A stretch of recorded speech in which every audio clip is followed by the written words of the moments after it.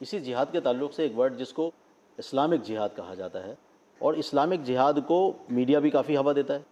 इसमें इस्लाम का नज़रिया इस पर क्या है? देखिए, इस्लामिक जिहाद का तर्जमा लोग करते हैं रिलीजियस वार। वार का मतलब होता है अल हर्ब। उसको वो लोग कहते हैं कि भाई अल हर्ब अल मुक़द्दसत। तो लोग कहते हैं in the name of religion, जिसको चाहे मार दे सकते। तो हम कहेंगे ऐसा नहीं, है। ऐसी बात नहीं, क्योंकि लोग कहते हैं भाई ये जो जिहाद क्या है, दरअसल ये एक रिलीजियस वार है। तो जी। हम कहेंगे जो भी रिलीजन को नहीं मानता उसको कत्ल कर दो। ये तस्वुर इस्लाम में नहीं।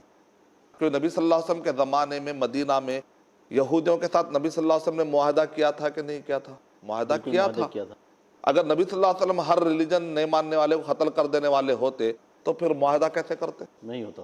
नबी सल्लल्लाहु अलैहि वसल्लम ने सुलह हुदैबिया में सुलह की कि नहीं की? और जी। नबी अकरम सल्लल्लाहु अलैहि वसल्लम मक्के के वक्त पर माफ़ी का ऐलान कर रहे हैं। इसका जी। मतलब ये निकला कि नबी सल्लल्लाहु अलैहि वसल्लम सामने वाले को जिंदा छोड़ रहे हैं कि कत्ल करके मुर्दा छोड़ रहे हैं?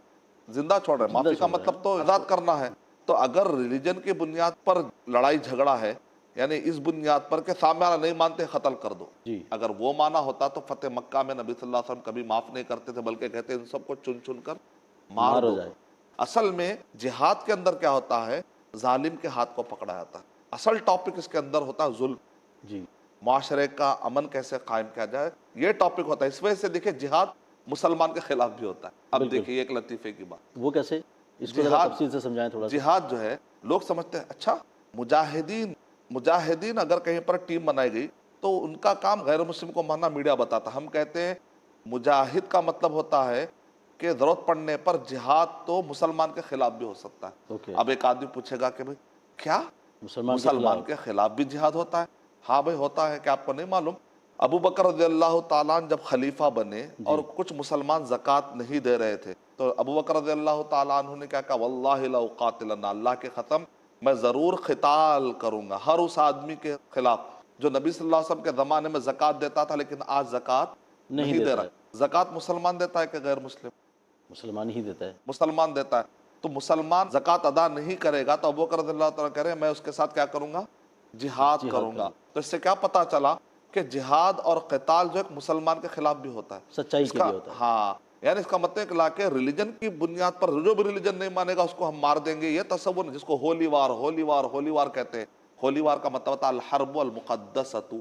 अल जी। जिहाद का माना किसी भी डिक्शनरी में नहीं आता। इस्लाम में अल हर्ब अल मुक़द्दसतु का कोई तस्वुर नहीं है। वरना फिर मुसलमान के खिलाफ जंग क्यों होती थी? क्योंकि ये वो मुसलमान हैं जो ज़कात अदा नहीं कर रहे, क्योंकि ये एक जुल्म की एक शक्ल है।